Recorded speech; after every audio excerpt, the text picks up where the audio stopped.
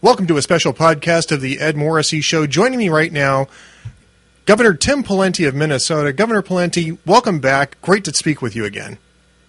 It is always great to be with you, and a delight to be part of the Ed Morrissey movement. The Ed Morrissey movement.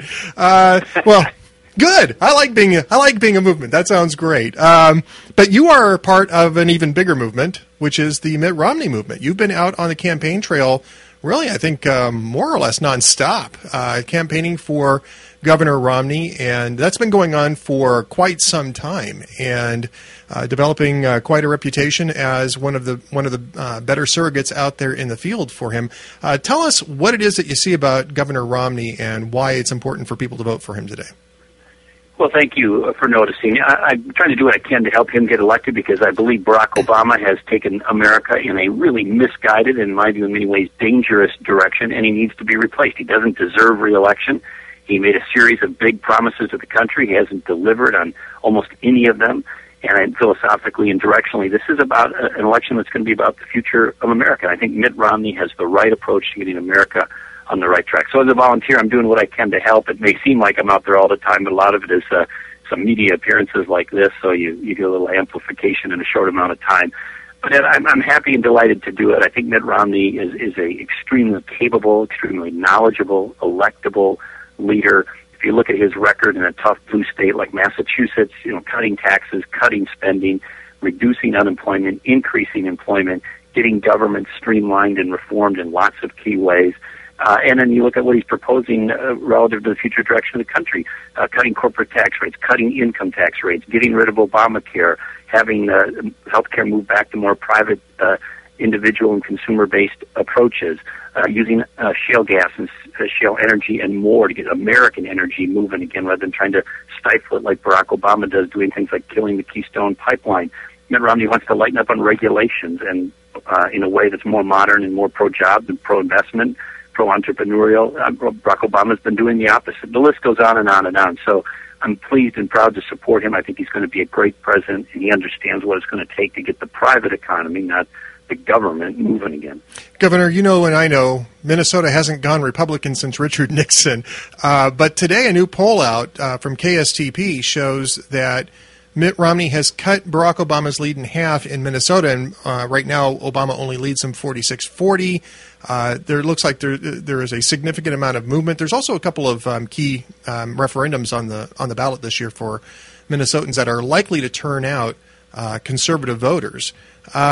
Do you think Minnesota's in play? I mean, that's a question we ask every 4 years, and as you know and I know, well, our hearts are broken. We hope it is, Ed, but the numbers continue to evolve, and they will since it's only July, but we do have to look at history as one measuring point, and of course, Minnesota has the longest unbroken streak of voting for Democrat of any state in the United States of America, so that unfortunate streak goes back to 1972, and even longer than states like Massachusetts, California, Hawaii, and Vermont. So that's disappointing from a Republican or conservative standpoint, but it is a state that has demonstrated that in the right year, with the right circumstance and the right candidate, Republicans can win here. Conservatives can win here, and we'll see. Obviously, a 6-point lead, even with the poll that you mentioned, is still noteworthy for President Obama, but it's close enough to make it intriguing. And under 50, significantly under 50%, which is, I think, a very bad position for an incumbent. Now, you're conservative. You won an election here twice statewide. The first time in 2002, the second time in 2006, which was a big Democratic year, the first of two big Democratic cycles. How does a conservative campaign and win in Minnesota? And while we're talking about that, we might want to remind people of the fact that you do actually have a conservative record here in Minnesota as governor. Well, I think I was one of only 4 governors in the nation to get an A grade for fiscal discipline from the Cato Institute, which I think people would recognize as a pretty significant, standard when it comes to conservative governance. My record in Minnesota includes cutting taxes over 8 years on a net basis, accomplishing what governors for 30 or 40 years had promised but not delivered, which is getting Minnesota out of the top 10 in taxes. We took spending and the spending curve in the state and bend it down hard in Minnesota. The 40-year average for every 2-year budget cycle spending in Minnesota was almost $20 percent every 2 years. We got that down to close to zero, 1% a year, basically, on average over my time as governor. We brought one of the first states in the nation to offer performance pay for teachers statewide. We were doing pension reform and public employee benefit and pay reform before it was the popular thing to do. You might remember the big bus strike we had in Minnesota and shut down the bus system over those kinds of issues and prevailed substantially. And market-based and individual-based reforms to healthcare and the like, and regulatory reform and much more. So if you look at the whole of my record, Ed, I'm proud of it. It's definitely a conservative record, but I'm particularly proud that we were able to do those things in Minnesota, which is not an easy environment for a conservative. And then getting elected and reelected here, it takes a little tailwind. Like we said, it's a tough state for conservatives, but you can win it here. And I think a big part of it is not by acting like Democrats, but by convincing and showing people with leadership and good advocacy why the conservative approach, why the Republican approach is the way to go. And you grow this movement by drawing people in, not by acting like the other side. Governor Pawlenty, I got to ask you, the big question, of course, this month, for the next 3 or 4 weeks, or maybe shorter period of time than that, Mitt Romney has to choose a running mate. And obviously your name is in the mix there. There is a number of fine people whose names are in the mix there. First off, I guess I have to ask you, if you were asked, would you do it? And secondly, what qualities should Mitt Romney be looking for in a running mate?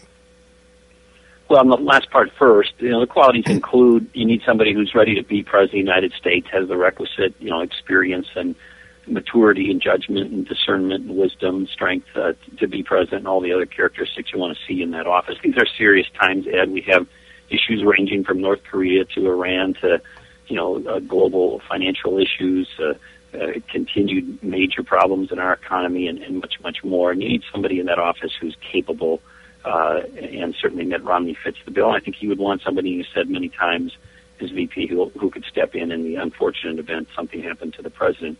And then, two, there's a lot of other factors. It's like a stew that goes into it. So you think of things like geography, what state is the person from, or what the region might he or her best help with in terms of trying to get Governor Romney elected.